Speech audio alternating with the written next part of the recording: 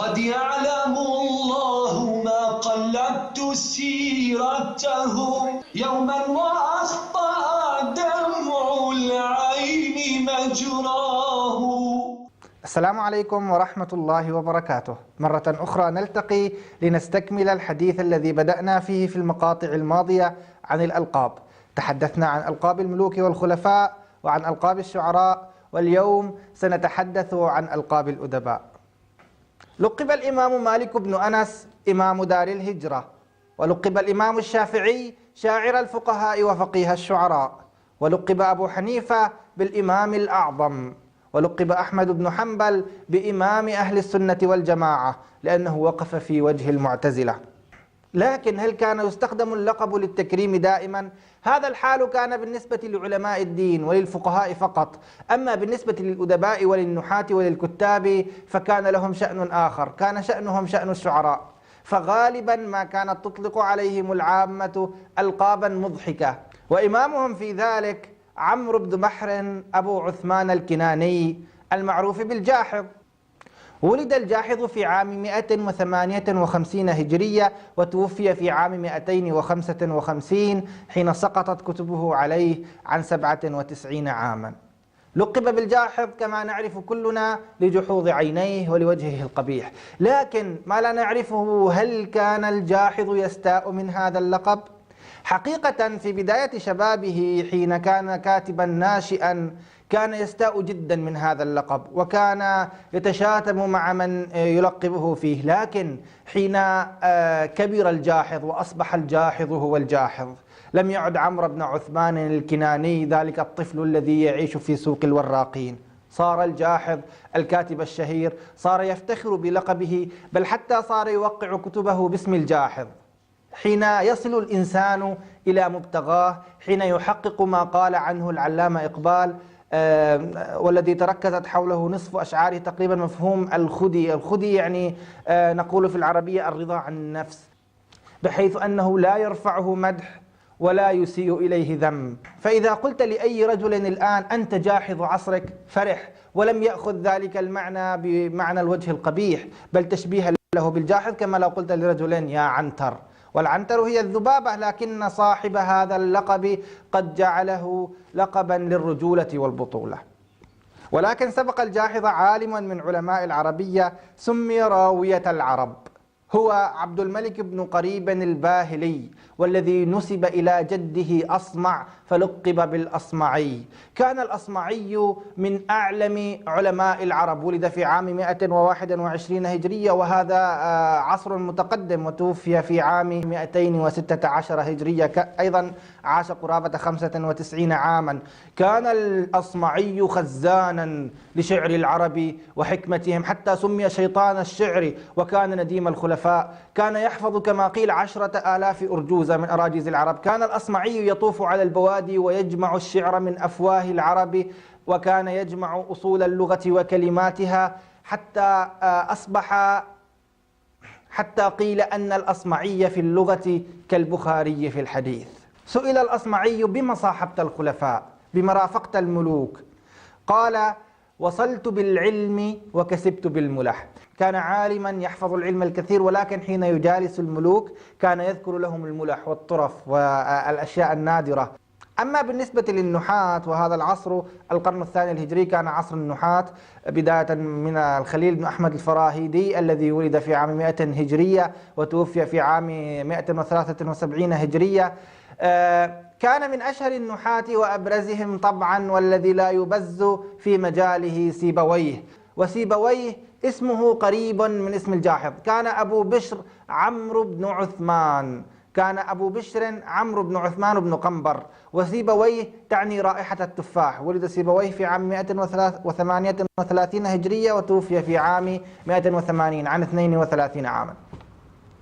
سيب هو التفاح في الفارسية، وويه رائحة التفاح كما نعلم، وأمه لقبته بهذا اللقب، كانت تغنيه وهو صغير، ترقصه وتلقبه بهذا اللقب. كانت أمه فارسية وتغني له يا رائحة التفاح، كانت رائحته جميلة.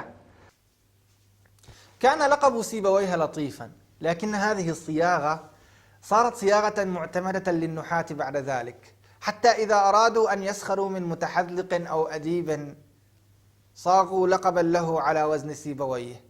وكان أحد ضحايا هذا اللقب إبراهيم بن محمد بن عرفة، وهو من أشهر الفقهاء والقراء والنحاة، وقد لقبوه نفطويه. كان أسمر دميما دميم الخلقة، فشبهوه بالنفط وأضافوا له ويه على غرار سيبويه، حتى أن ابن دريد هجاه بشعر فقال: لو أنزل الوحي على نفطويه لكان ذاك الوحي سخطا عليه، أحرقه الله بنصف اسمه، نصف اسمه النفط، أحرقه الله بنصف اسمه وصير الباقي صراخا عليه. وكان أحد العامة قد سمع نفطويه يتكلم في مساجد البصرة، يتكلم بالنحو بالفاعل والمفعول به وأن وأخواتها وكان وأخواتها وإذا الشرطية وغير ذلك، فقالوا: كيف رأيت؟ قال: رأيت أناسا يتكلمون عن كلامنا، في كلامنا ما ليس من كلامنا.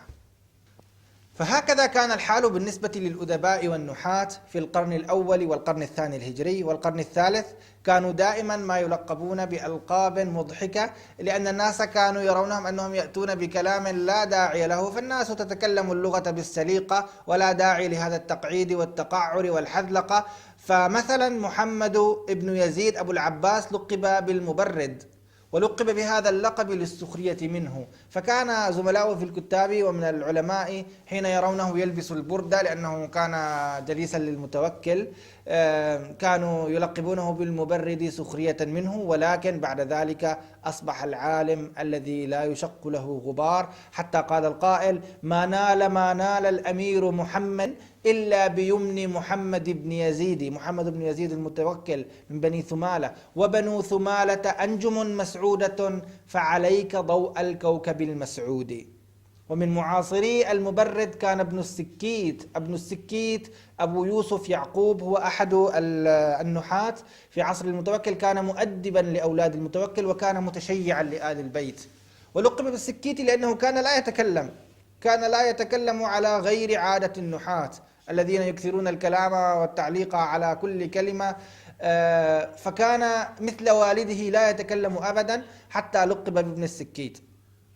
ومرة سأله المتوكل: أيهما ترى أولدي خير أم الحسن والحسين؟ لأنه كان من شيعة آل البيت، فسأله: أولادي خير أم الحسن والحسين؟ فقال: والله بل قنبر خير منهما. وقنبر الدوسي هو خادم لعلي بن أبي طالب، يعني هم لا يرتفعون إلى مقدار الحسن والحسين، بل لا يرتفعون إلى مقام خدم وعبيد وغلمان آل البيت.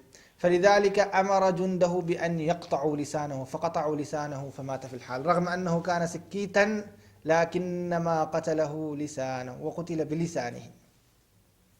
ومن النحاة أيضا في هذه الفترة كان أحمد بن يحيى بن يزيد الشيباني الملقب بثعلب، كان من نحاة الكوفة ولقب بثعلب. الكوفة طبعا نحاة الكوفة كانوا يعتمدون على الرواية وعلى النقل، لا يعتمدون على التقعيد كثيرا، فإذا وردت رواية شاذة من شعر العرب اعتدوا بها وجعلوها بابا في النحو وجعلوها قاعدة وقاسوا عليها. وهم يقولون أن ما وصلنا من الشواهد الشعرية ربما ربعها أو أقل، فالمثال الوحيد سيكون له عشرات الشواهد الأخرى التي لم تصلنا. فكان ثعلب إذا سئل في قاعدة ما وحتى ولو كانت شاذة جاء المسألة من ها هنا وها هنا وها هنا حتى استخرج لها حكما، فلقب بثعلب لمراوغته.